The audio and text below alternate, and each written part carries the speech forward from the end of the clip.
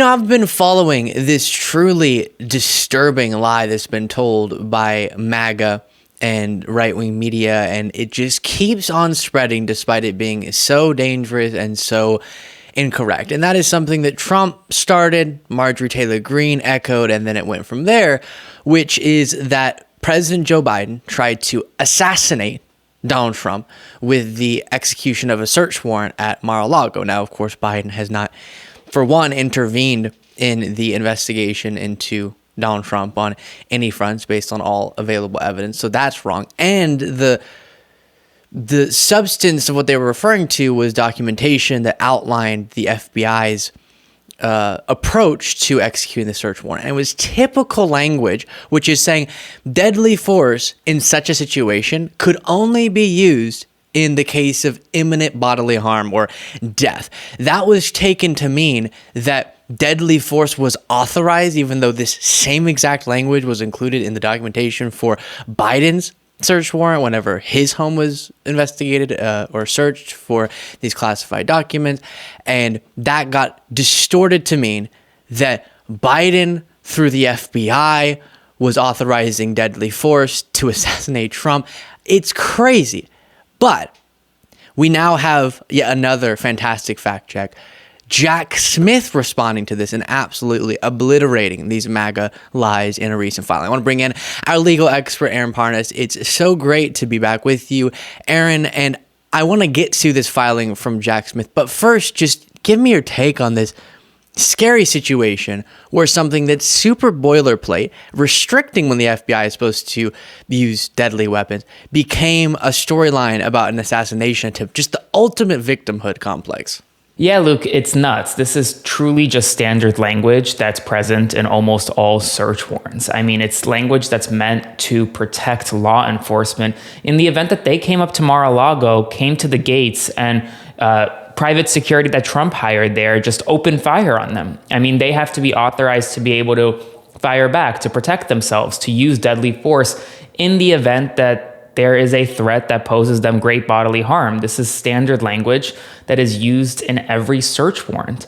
And it's needed because in other search warrants where you're searching, for example, a drug house or something like that, you often have law enforcement being put in dangerous situations, and being able to use deadly force when needed is essential to protect law enforcement. If Donald Trump truly was the candidate of law and order and supported law enforcement, he would have no issue with this language being in the warrant. So one of the things I talked about before, but I want you to break down for the audience too, is there's an extra. So the whole premise of the argument they're making, deranged and insane. If you're making the argument that this was the authorization of deadly force being used against Trump, then you would have to say it was also an attempt to assassinate Biden because the same thing happened with him. But a different element of this that was absurd was how this connects to the argument being made about immunity.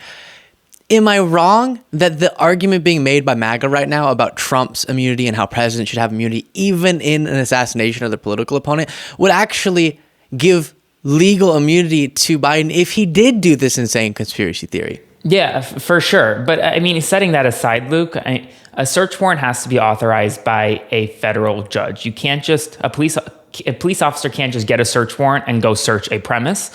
They have to get that authorized by a judge.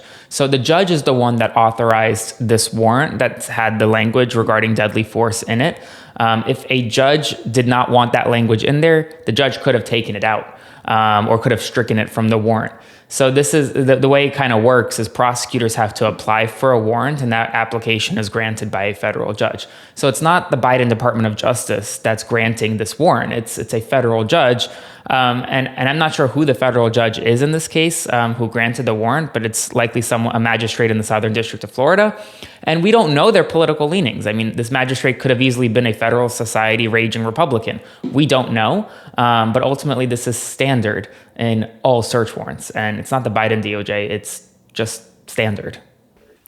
Yeah. And last thing before getting to Jack Smith's response, one of the extra elements that Trump added in one of his late night rages that we covered to this conspiracy theory was that the plan was to go through Secret Service, meaning to shoot through Secret Service to get to Trump. Well, the reality of that was that Secret Service was coordinated with. So the FBI reached out to Secret Service leaders, coordinated, made sure that Trump and his family weren't going to be there, and then they did this at a time that would cause the least disturbance. So it's always the opposite of these lies that are being told. Okay, so tell me now what Jack Smith did in response to the public outcry based on this lie from Trump. Yeah, so Jack Smith did what any other federal prosecutor would do, and he asked Judge Cannon in the Southern District of Florida to amend Donald Trump's bail restrictions to include a limited gag order to prevent Trump from making threatening comments about law enforcement related to the case.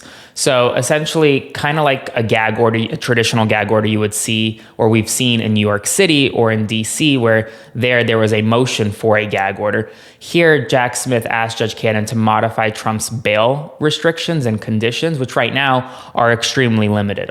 Donald Trump, if you recall, was released on his own recognizance in the Southern District of Florida, and his bail restrictions were really limited to just preventing him from talking to his co-defendants about the case without their lawyers present. So Jack Smith wants to modify those restrictions to include a limited gag order to prevent Trump from making threatening remarks about law enforcement, which makes sense because Donald Trump, being that he is a former president, he has millions of followers, could theoretically use this to turn this into a larger conspiracy against law enforcement and put targets on their backs.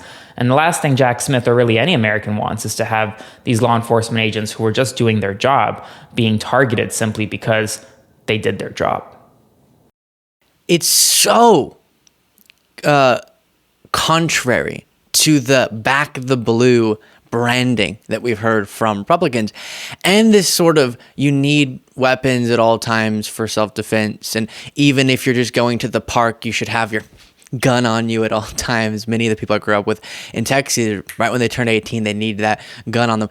And that argument is supposed to somehow not contradict with, but it's unacceptable for law enforcement officers when they get a lawful search warrant, like you said, approved by a judge.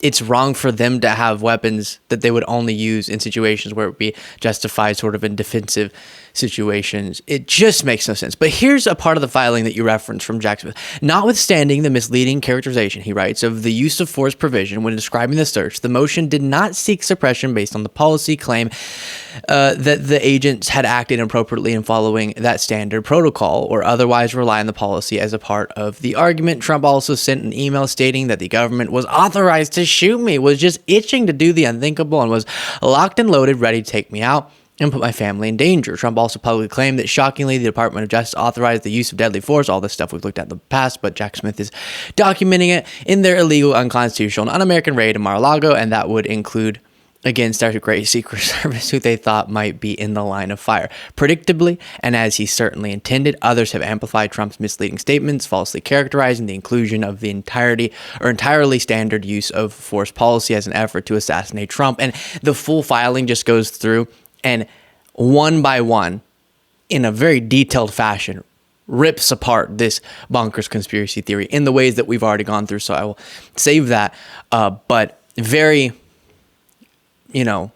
spot on there from Jack Smith, Aaron. Yeah, for sure. I mean, he's 100% right in his filing. And one other point here, Luke, Donald Trump and his allies have been screaming for months now, actually over a year, that they don't think Donald Trump is being treated fairly, that he is being treated more harshly than your average criminal defendant, that he is being selectively prosecuted simply because he was the former president of the United States and is now running for president against the current president, President Joe Biden. Well, if you want to be treated just like every other criminal defendant, then you would have no issue with having the standard language that is in the search warrants for any other criminal defendant. This is something we've talked about, and Luke, you've mentioned multiple times on your channel, is that there really are two kind of tiers of justice here. And it's not in the way that Trump and his allies are screaming about. It's in the fact that Trump is often held to a higher standard than your average criminal defendant. He gets away with a lot more.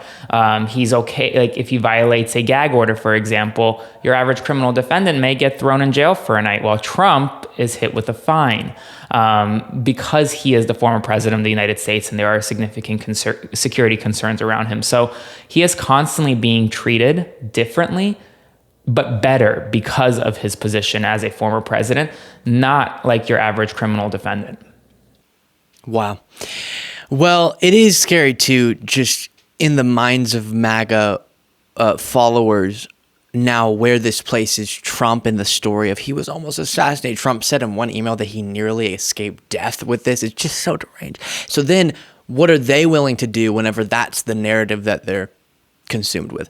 Aaron, where can people find you? On all my social platforms, just @Aaron Parnas.